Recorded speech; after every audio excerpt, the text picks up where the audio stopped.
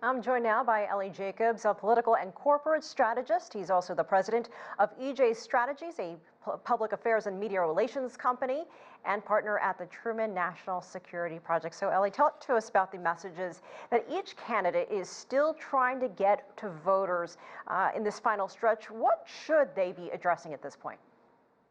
What they should be both addressing is what the plans are to deal with the pandemic. That's still front of mind for every single American, particularly as numbers start to tick up in a lot of the red states that Donald Trump is going to be relying on. The fact that there was some GDP numbers that came out that gave the Trump campaign an opportunity to talk about the economy. That's obviously his main point on everything that he's running on, is the economy and his ability to appoint right-wing judges. And Joe Biden will continue to push the line that he's been pushing, that Donald Trump is entirely unqualified for the office and has demonstrated it over the last 4 years. And by electing Joe Biden, we can get the country back on track quicker.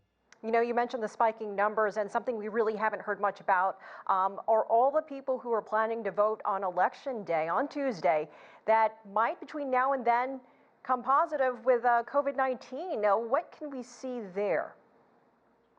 I mean, that's really the kind of the nightmare scenario for the Trump campaign, really anybody's campaign, but in particular the Trump campaign, as it seems that a lot of the early votes have been coming from Democrats. I mean, the numbers we're seeing now is almost 60% of the total number of people who voted in 2016 have already voted. So obviously there's going to be a push on Election Day, as there always is, but it likely won't be quite as large in terms of lines, in terms of number of people going to vote. But even still, if you've got a lot of sick people out there, it just takes one person in a polling place to infect a whole lot more people. So it becomes even more scary when Donald Trump continues to hold essentially these super spreader events across the country as he campaigns, and he'll do even more so over the next 3 or 4 days, right up until Election Day. This has been such a long campaign season. Do you think there is still room for impact, or are most people at this point just really tuning into what they want to hear and what they want to see, especially when it comes to those poll numbers? Right. So, I mean, the big argument has been, are there any undecided voters actually at this point?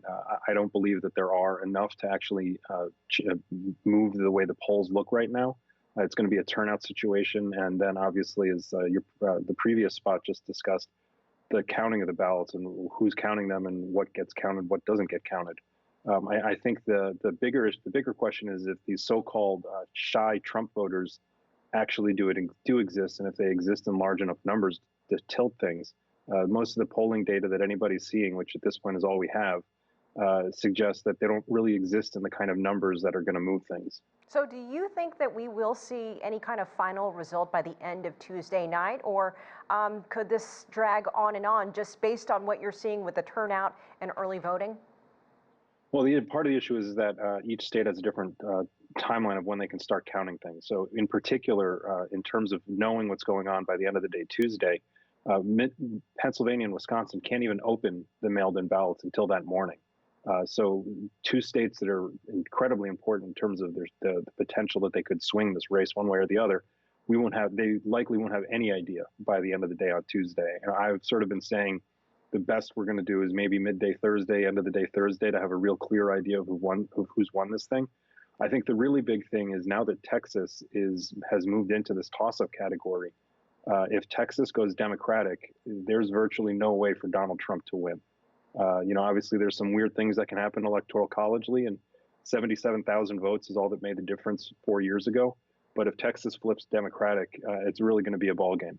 And very quickly, still a lot of division in this country, even among friends and family. So despite who wins, what will it take to bring people back together, or is that even possible? That's sort of the million-dollar question. I think Joe Biden is going to do his damnedest to bring people together, whereas Donald Trump, if he were to win, is going to continue to polarize things. I think that there needs to be a lot of work done on the part of both parties, the part of civic organizations, particularly the part of corporations that control the media or social media. There's going to be a lot of work that's going to need to be done. I don't think anybody knows what it's going to need to happen or how it's going to happen. But I think most everybody can agree that, as you just said, something does need to happen. Elie Jacobs, thank you so much for joining us. We appreciate your insight.